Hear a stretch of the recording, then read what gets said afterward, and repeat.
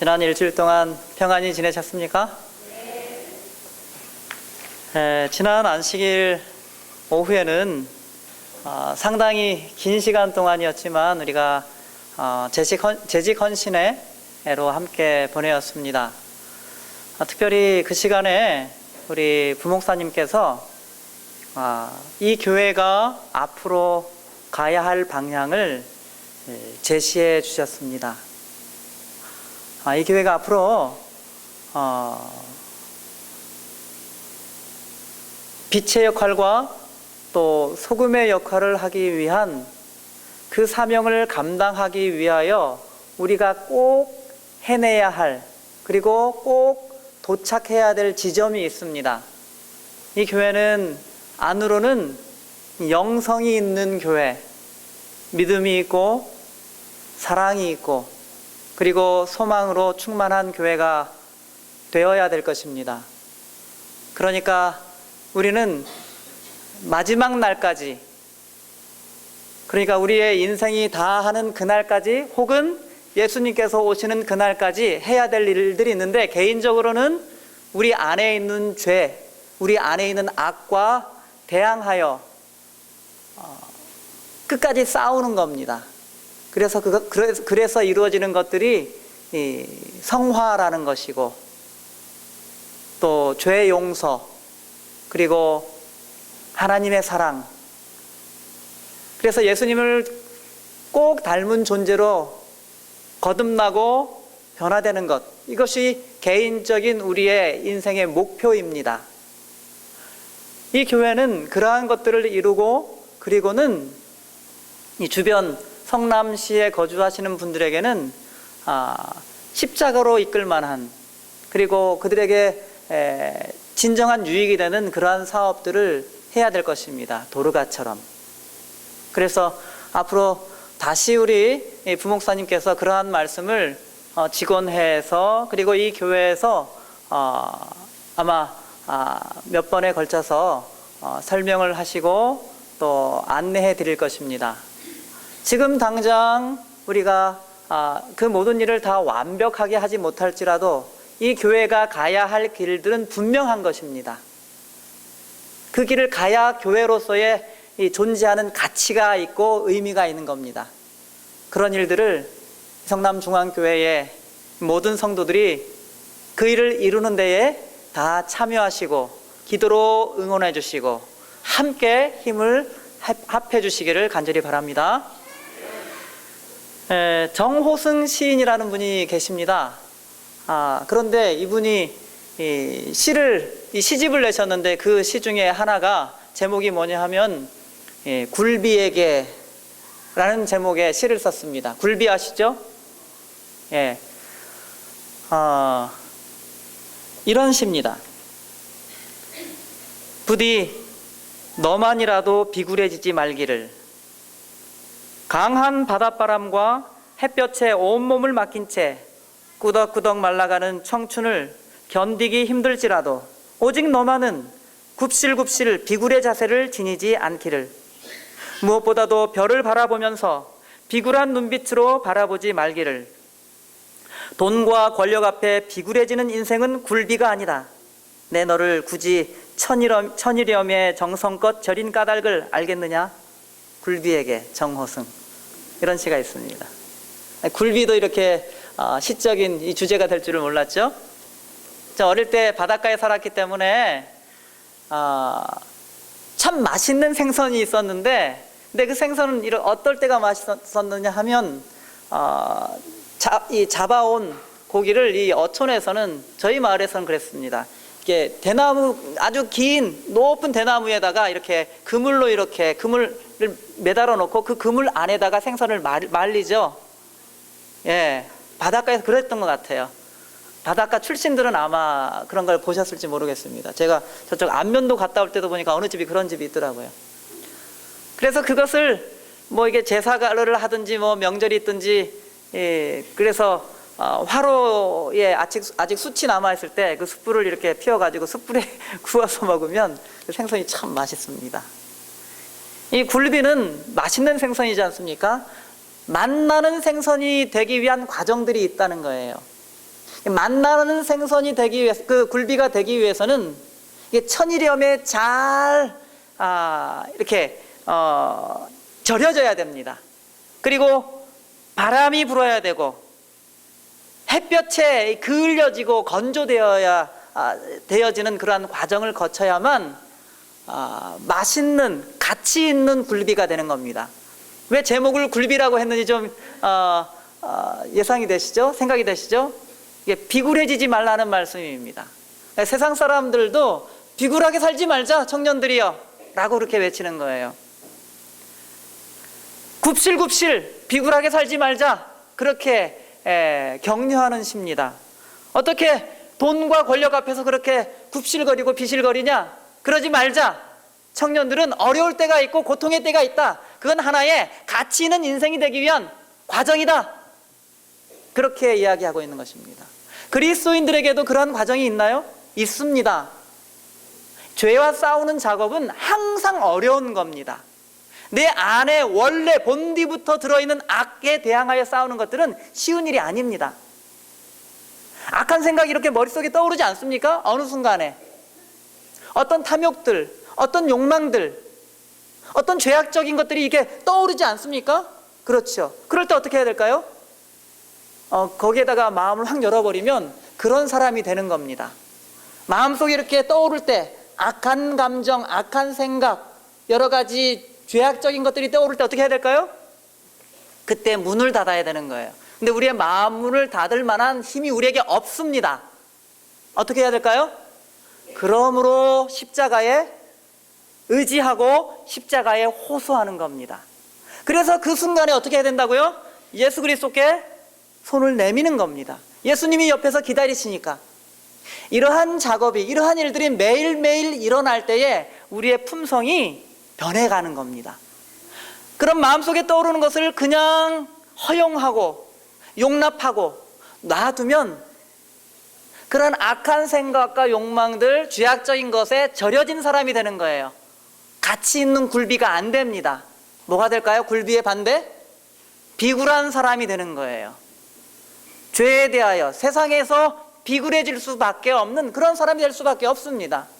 이게 목사, 장로, 집사를 떠나서 자연인으로서 예수 그리스도를 믿는 사람들이 가야 할 길입니다. 목사도 그 길 안 가면 어떻게 될까요?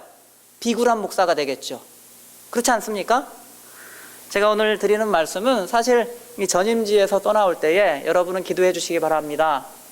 이러한 목사님이 여러분의 교회에 오셔서 여러분을 위하여 애쓰고 힘쓰도록 하나님께 간구하도록 여러분은 이러한 목사님이 오시기를 간절히 구하시기 바랍니다 라고 하면서 이 말씀을 드린 겁니다.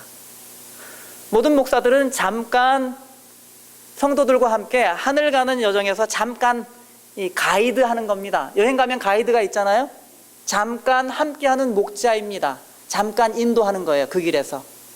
그래서 바뀌면서 바톤을 넘겨주고 그래서 새로운 사람이 오고 같이 하늘길을 가는데, 그런데 여행해 보신 분들은 가이드가 기가 막히게 좋은 곳으로 데리고 다니잖아요. 그렇죠. 우리 천 목사님이 화요일에 성지 여행 본인은 안 가봤으면서 안 가봤으면서 그런데 저는 갔다 왔거든요. 그런데 이야기를 들어보니까 정말 리얼해요. 갔다 온 사람보다 더 잘해요. 왜냐하면 이건 먼저 느끼지 아니하면, 먼저 경험하지 아니하면 그 길로 인도할 수가 없는 겁니다. 목자들은 먼저 갔던 길, 안전한 길로 인도하는 거예요. 그래서 어떨 때는 자꾸 왼쪽으로 가는 양들을 오른쪽으로 가게 억지로 할 때도 있어요. 꾸짖고 교훈을 주고 경책하고, 이게 목자의 일입니다. 그 앞에서 양에게 이끌려가 가지고 비굴해지면 어떻게 될까요? 그건 안 되겠죠. 여러분 개를 끌고 산책하는 분들 보셨죠? 어떤 개는 막 사람을 끌고 가요. 사람이 개를 데리고 가는 게 아니에요. 그렇죠. 어쩔 줄 몰라가지고 막 이렇게 끌려다니는 사람이, 그건 완전히 잘못된 이 개의 양육 방법입니다. 그렇게 해서는 안 되죠. 훌륭한 개가 되기 위해서는 전적으로 주인에게 순종하는 개를 만들어야 되는 거예요. 끌려가는 주인은 완전히 주객이 전도된 겁니다. 개가 어떻게 사람을 끌고 갑니까?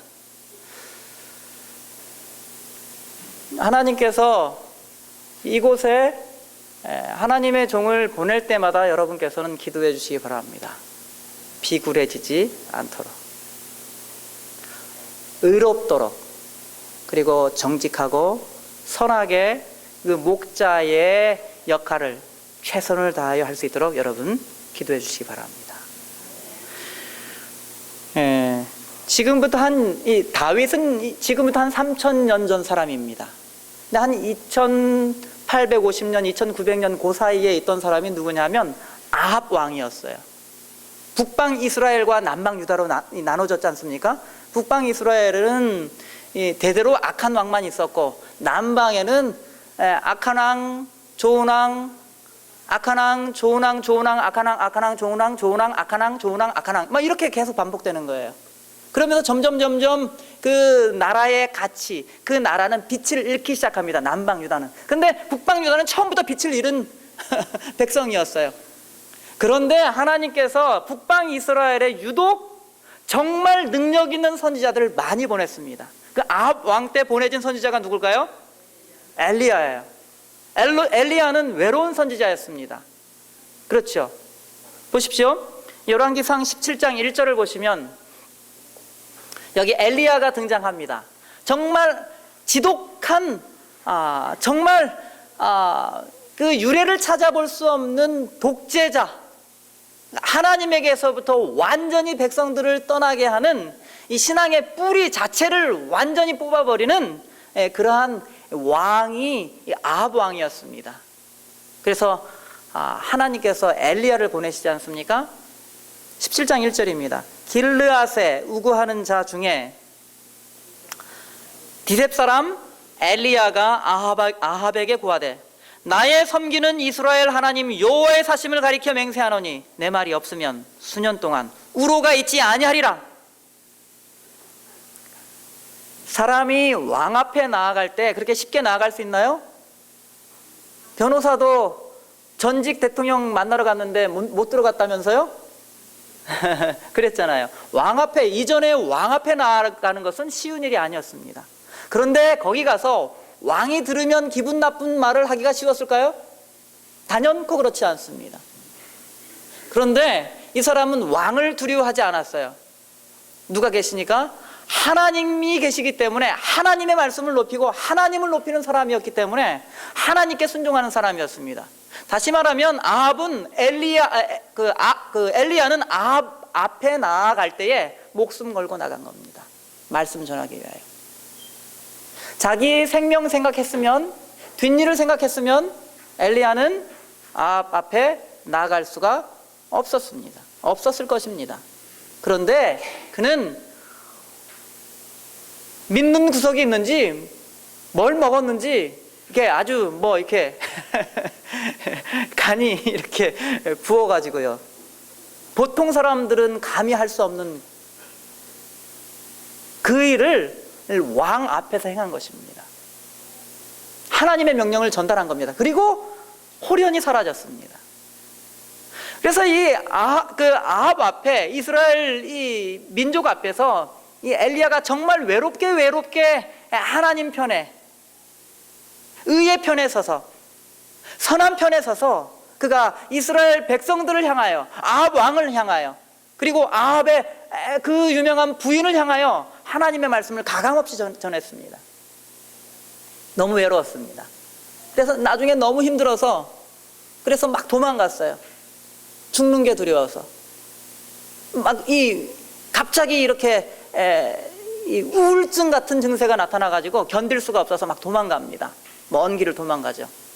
그래서 하나님 만나고는 하나님 아무리 해봐도 안 되겠습니다. 하나님 편에 서서 하나님의 말씀을 전하는 사람은 저밖에 없습니다. 그러는 시대가 지금부터 한 2900년 전 이 시대입니다. 그런데 이 엘리야는 아합 왕에 대항하여 어떨 때는 목숨 걸고 850명의 이방신을 섬기는 제사장들과 싸우기도 하죠. 그래서 하늘에서 불이 내려오고 하는 그러한 굉장한 광경을 이스라엘 백성들도 보고 그 거짓 선지자들도 보고. 그래서 이 말씀을 볼 때 아합 왕 시대에 우리가 자칫 잘못 생각하면 하나님의 종 선지자는 이 엘리야만 있는 것으로 착각할 수도 있습니다. 그런데 그게 아니에요. 열왕기상 22장 보겠습니다. 열왕기상 22장입니다. 열왕기상 22장 5절부터 있는 말씀입니다. 이 아합 왕 때에 이 북방 이스라엘 아합 왕, 남방 유다에는 여호사밧이었습니다. 여호사밧은 매우 의롭고 선한 왕이었습니다. 그런데 그 악한 왕과 선한 왕이 친구가 돼요. 아주 막역한 친구가 됩니다. 그래서 이 여호사밧이 북방 이스라엘로 놀러를 갑니다. 사마리아 성으로 아합을 만나기 위해서. 왜 어떻게 아주 친하다 보니까 어떻게 되냐면 막 아들 딸들을 교환해 가지고 서로 사돈이 돼요. 나중에 이제 다음에 성경 말씀 보시겠지만 그러다가 여호사밧의 가문은 완전히 멸족하게 됩니다. 아합 왕이 자녀들 때문에. 그러니까 결혼도 어떻게 해야 되겠어요? 하나님의 말씀에 순종하는 것이 가장 지혜로운 겁니다. 어떤 분들은 가끔 안 믿는 사람하고 결혼해서 가끔 잘 될 때도 있어요. 가끔 한 번 잘 될 때가 있는데 그걸 가지고 괜찮다 하는 것은 하나님의 말씀을 대단히 모독하는 것입니다. 그렇지 않습니다. 그래서 하나님의 말씀은 우리가 생각하는 것보다 차원이 더 높아요. 하나님의 능력은 우리가 아는 것보다 더 큽니다. 하나님의 말씀을 듣는 것이, 그것에 순종하는 것이 우리가 사는 길이고 가야 할 길입니다. 도무지 아무리 자신이 생각할 때에 이것이 옳은 일이라고 생각해도 이게 올바르다, 의롭다라고 생각할지라도 하나님의 말씀이 아니면 그 길로 가지 않는 것이 안전한 것입니다. 그러니까 우리가 아무리 지혜로워도 아무리 능력이 있어도 하나님보다 높을 수는 없어요. 하나님보다 앞설 수도 없습니다. 그러니까 자기 자신의 생각을 더 중시 여기는 것은 대단히 자기 기만적인 생각들인 것입니다. 하나님의 말씀을 높이는 것이 더 지혜롭고 그리고 의롭게 처신하는 방법인 것이죠. 여기 그래서 이 두 사람이 연합을 해가지고 아합이 제안을 합니다. 우리 사돈 불러가면서 북방 이스라엘의 원래 땅 길르앗 라못 여기 우리 가서 좀 다시 좀 회복하는데 같이 가시겠습니까? 이렇게 제안을 하거든요. 그랬더니 여호사밧이 이야기합니다. 22장 5절입니다. 여호사밧이 또 이스라엘 왕에게 이르되 청컨대 먼저 여호와의 말씀이 어떠하신지 물어보소서. 여호사밧은 이런 왕이었어요. 그러니까 무슨 일을 계획할 때 어떻게 했다고요? 먼저 하나님께 물어봅시다. 6절입니다. 이스라엘 왕이 이에 선지자 400명 선지자를 다시 모아요. 그러니까 이방신의 선지자들, 사제들은 850명이 이미 죽었는데 다시 400명. 이 400명은 어떤 사람들인가 하면 하나님을 믿노라고 하는 선지자들입니다. 그 시대에 말하자면 기독교, 예수 그리스도, 하나님 믿는 그러한 선지자들 400명입니다. 그러니까 목사 400명?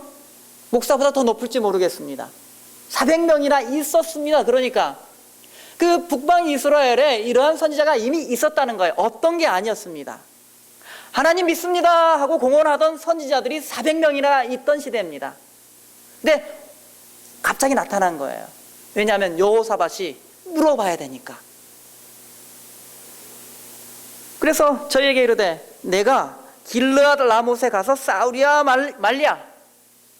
저희가 가로되 올라가소서 주께서 그 성을 왕의 손에 붙이시리이다. 거기 나온 400명의 선지자들은 다 가짜입니다. 어떻게 가짜냐면 부패한 가짜 선지자들이에요. 하나님을 믿노라고 했지만 하나님의 말씀을 전한 게 아니에요. 비굴한 진짜 굴비가 아닌 가짜 굴비예요. 비굴한 선지자들입니다. 자칫 잘못하면 왕 앞에 왕이 듣고 싶어하는 이야기를 하지 않으면 죽을지 모르니까. 그리고 이 이야기를 하면 왕이 좋아하니까. 왕의 비위를 맞추면 일단은 뭐 나오는 게 있으니까, 편안하니까, 풍족하게 살 수 있으니까. 그래서 400명이 이 400명이라는 사람들이 다 왕의 말에 왕이 듣고 싶은 이야기였죠. 가서 싸우십시오 라고 이야기합니다. 주께서 그 성을 당신 손에 붙이실 겁니다. 하나님 이름을 빙자해서 이야기한 겁니다. 무섭죠. 그러니까 엘리야는 이렇게 가짜 선지자들이 많은 시대, 그 이방신을 섬기는 선지자들은 둘째치고 하나님 믿노라고 하는 선지자들이, 가짜 선지자들이 그렇게 주름 잡던 그 시대에 혼자 하나님의 말씀을 전하던 의로운 선지자였던 것입니다. 7절 여호사밧이 가로되 이 외에 우리가 물을 만한 여호와의 선지자가 여기 있지 아니하니까. 8절 이스라엘 왕이 여호사밧에게 이르되 오히려 이물라의 아들 미가야, 여기 엘리야와 같은 대단한 선지자 한 명이 있습니다. 400명하고 겨루는 선지자가 나온 거예요. 미가야 한 사람이 있으니 저로 말미암아 여호와께 물을 수 있으나 저는 내게 대하여 길한 일은 예언하지 아니하고 흉한 일만 예언하기로 내가 저를 미워하나이다. 왕이 미워하는, 왕의 마음에 꼭 맞게 말해주지 않는 사람이었어요. 이 진짜입니까 가짜입니까? 이게 진짜예요. 이게 정말 의로운 선지자입니다. 왕의 눈이 올바른 것을 잘 보질 못해요. 가짜들이 그렇게 얘기하는 것은 잘 듣는데 진짜가 얘기하는 것은 잘 못 들어요. 그게 아합이었습니다. 그랬더니 여호사밧이 가로되 왕은 그런 말씀을 마소서. 그래서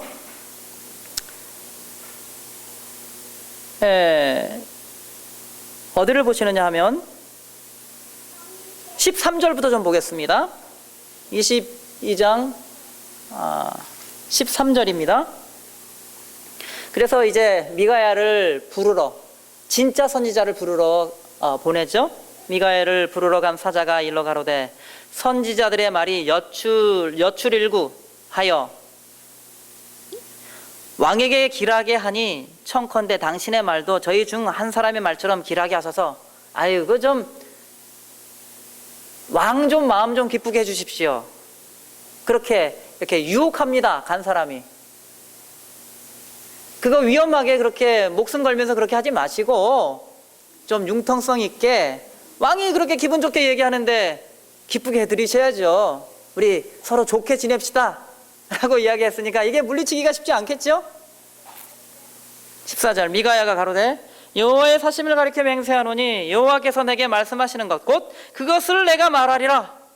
나 그거 듣고 싶은 거 얘기하는 사람 아닙니다. 저는 하나님께서 주신 말씀을 하는 사람이지, 하나님의 종이지, 듣고 싶어하는, 정말 듣고 싶다고 하는 그 얘기하는 사람 아닙니다. 15절 이에 왕에게 이르니 왕이 저에게 이르되 미가야야 미가 누가 같으냐? 야훼 여호와. 누가 여호와 같으냐? 미가엘. 미가 누가 같으냐? 엘 하나님. 누가 하나님과 같으냐? 누구예요? 예수 그리스도의 전쟁할 때 이름이 뭐예요? 미가엘이죠. 근데 여기 선지자 이름이 미가야입니다. 누가 여호와와 같으니 누구인가? 여호와만 하나님이다 그 뜻이에요. 엘리 나의 하나님. 엘리 라마 사박다니 했잖아요. 나의 하나님 했잖아요. 엘리야 나의 하나님은 야훼. 여호와는 나의 하나님. 여호와만 하나님이다. 바알 그런 거 가짜다 이거예요. 이름에서 그 특징이 막 드러나지 않습니까? 이 왕에게 이르니 왕이 저에게 이르되 미가야야 우리가 길랏 라못으로 싸우러 가랴 말랴. 제가 왕께 이르되 올라가서 승리를 얻으소서. 여호와께서 그 성을 왕의 손에 붙이시리이다. 그랬더니 올라가서 싸우십시오 하고 있더니 왕이 뭐라고 대답했나요? 저에게 이르되 내가 몇 번이나 너로 맹세케 하여야 네가 여호와의 이름으로 진실한 것으로만 내게 고하겠느냐. 왕이 화를 내요. 왜 그랬을까요? 왕이 듣고 싶은 얘기는 뭐였습니까? 가서 싸우라는 이야기를 듣고 싶었거든요. 근데 그 얘기를 해줬어요. 근데 왕이 왜 신경질이 났을까요? 여기는 그게 표현되지 않았어요. 어떤 말이냐면, 아합이시여, 올라가서 한번 승리 얻어보십시오. 그런 거예요. 한번 가서 싸우세요.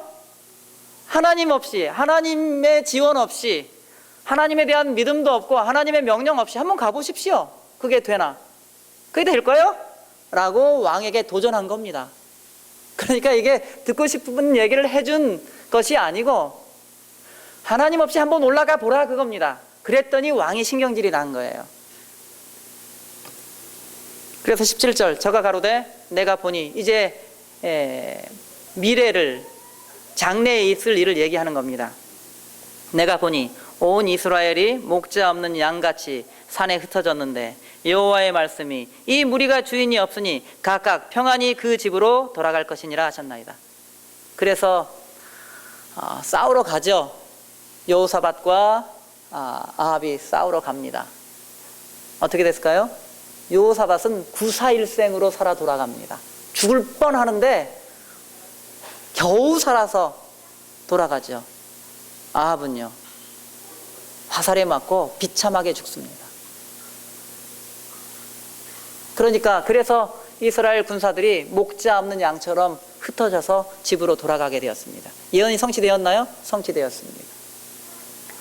만약 아합이 하나님의 종의 말씀에 귀를 기울였다면 어떻게 됐을까요? 그는 그날 죽지 않았을 것입니다. 하나님의 말씀은 생명과 관련이 있기 때문에 그렇습니다. 믿음으로 순종하면 어떻게 된다고요? 영생을 얻는 것입니다. 생명을 얻는 것입니다.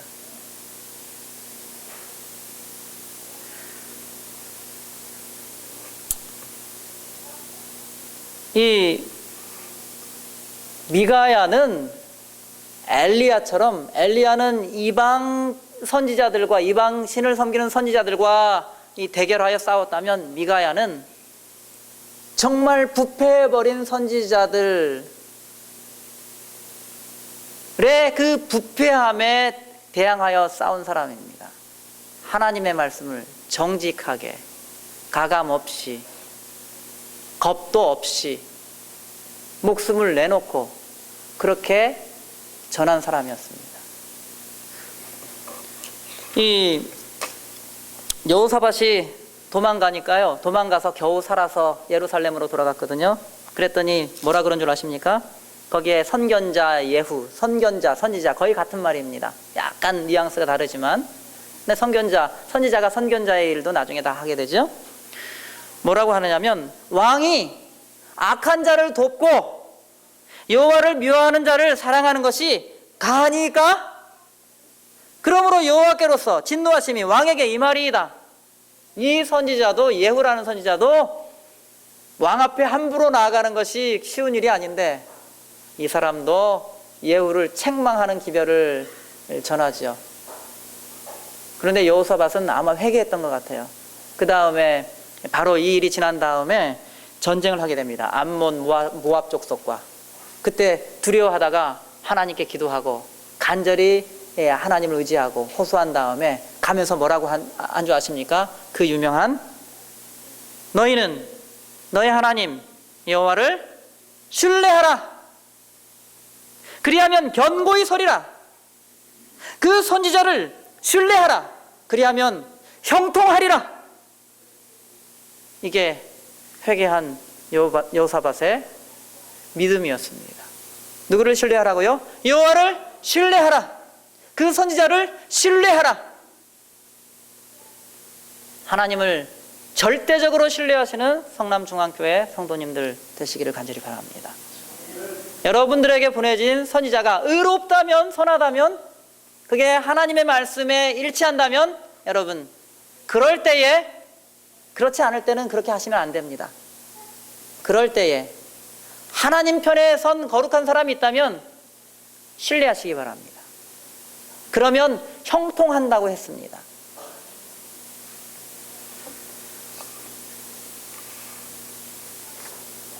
여기 엘리야에 대하여 화이트 부인이 이렇게 적고 있습니다. 잘 들어보시기 바랍니다. 하나님은 자기의 기별을 맡기실 만한 사람을 항상 갖고 계신다. 하나님의 성령께서는 그의 마음을 감동시키셔서 말하지 않을 수 없게 하신다. 거룩한 열심으로 고무되어 하나님이 주신 강한 충동을 가지고 주께서 그들에게 주신 말씀을 사람들에게 전하고 난 다음에 이르러 올 결과를 계산하지 않고 말씀을 일단 전하는 거예요. 거룩한 충동 때문에, 열심 때문에.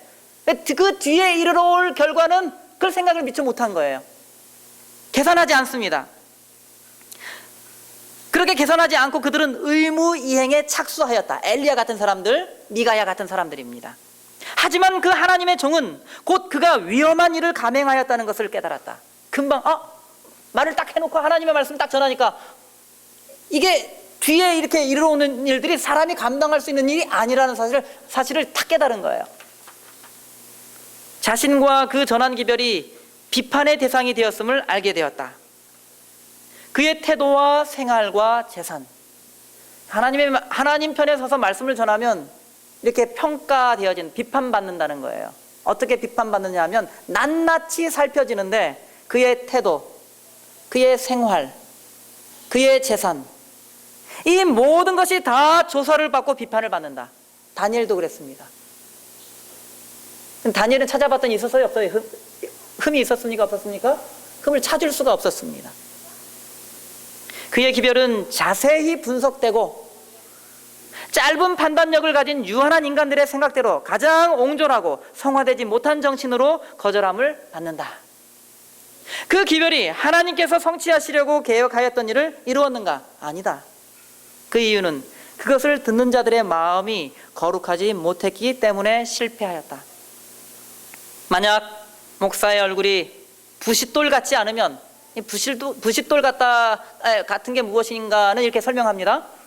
만약 그가 불효불굴의 믿음과 용기를 갖고 있지 않으면, 만약 그의 마음이 하나님과 끊임없이 교제함으로써 강해지지 않으면, 그는 그가 상대로 말하고 있는 사람들의 성화되지 못한 귀와 감정을 즐겁게 하기 위하여 그의 증언을 거기에 맞추기 시작할 것이다.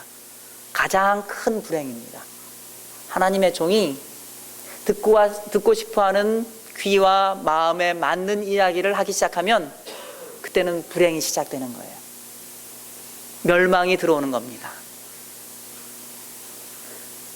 그가 당할 비판을 피하려고 애씀으로써 그는 하나님에게서 떠나 그의 은총을 느끼지 못하게 된다. 그때부터 선지자는 자격을 잃는 거예요. 타락한 부패한 선지자가 되어서 왕이 듣고 싶어하는 왕의 마음에 맞는 이야기를 하기 시작하면 그들은 더 이상 하나님의 종이 아닙니다. 그래서 그의 증언은 상투적이며 생명을 잃어버리게 된다. 그의 용기와 믿음은 간 곳이 없고 그의 노력에는 아무 힘이 없음을 그는 안다. 세상은 사람들을 즐겁게 해주려는 욕망에 굴복한 아첨꾼들과 위선자들로 가득 차 있다. 그러나 자기의 유익을 헤아리지 않는 충실한 사람들, 형제들을 참으로 사랑하기 때문에 그들이 가지고 있는 죄를 참아보지 못하는 사람들은 참으로 적다. 여러분, 어떤 지도자를 위하여 기도하시겠습니까? 비굴한 지도자입니까? 굴비 같은 지도자입니까? 너무나 분명하죠? 우리가 다 같이 행복해지는 길은 무엇이냐면 하나님 편에 서는 겁니다. 의로움 안에 있는 거예요. 선함 가운데 있는 것입니다. 근데 우리가 자주 약해져서 자꾸 유혹이, 너무나 달콤한 유혹이 오는 거예요. 이게 뭐가 막 생각이 막 떠오릅니다. 죄된 생각, 악한 생각들, 누구에 대한 얘기를 막 하고 싶은 충동, 견딜 수 없는 충동, 옆 사람한테 막 얘기하고 싶어요. 붙잡고. 누가 옆 사람 보고 기도하라고 했나요? 하나님께 기도하라고 했지.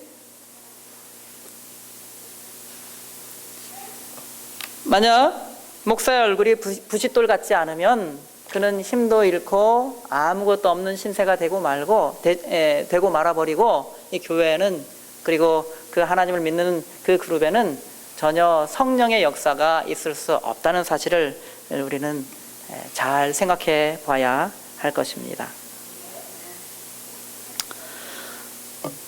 목사는 일반적으로 모든 것을 버리고 가는 사람들입니다. 근데 가끔 그거를 잊어버릴 때가 있습니다. 세상에서는 과장도 되고 부장도 되고 올라가지 않습니까? 근데 그런 걸 다 포기하고 목사가 된 거예요. 선교사는 그런 거 다 포기하고 가는 사람들입니다. 몇 년 동안 선교사 갔다 오면 아이들 교육 어떻게 하지? 갔다 오면 다시 가구들 장만해야 될 텐데 어떡하지? 이런 거 생각하면 갈 수 있을까요? 못 갈까요? 이런 거 생각하면 목회할 수 있을까요? 못 할까요? 이 진짜가 나올 수 없겠죠. 그러면 우리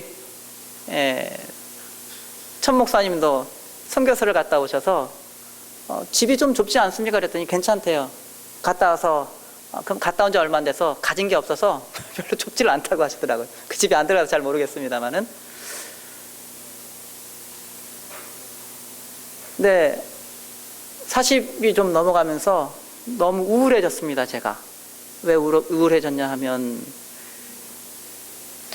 이렇게 40, 45, 50, 60, 70이 되면 나이가 그렇게 들면서 이렇게 나는 사라지는 건가?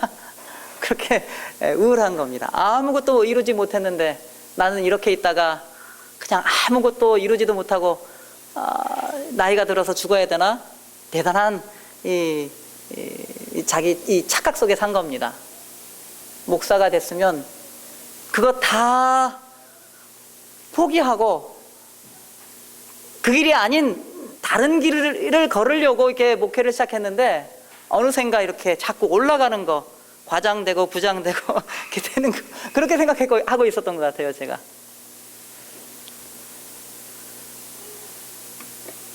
여러분, 여기 우리 성남중앙교회에 목회자들을 위하여 기도하실 때에 하나님의 말씀을 올바르게 정직하게 처음의 마음으로 초심을 가지고 이 교회에 하나님의 말씀을 전할 수 있는 목회자가 될 수 있도록 그렇게 기도해 주시기 바랍니다. 이 교회가 의로움을 추구하고 또 하나님의 선함이 풍성하며 그리고 최선을 다하여 하나님께 영광을 돌리는 교회가 되기를 바랍니다. 십자가가 이 교회 안에 세워지게 되기를 바랍니다.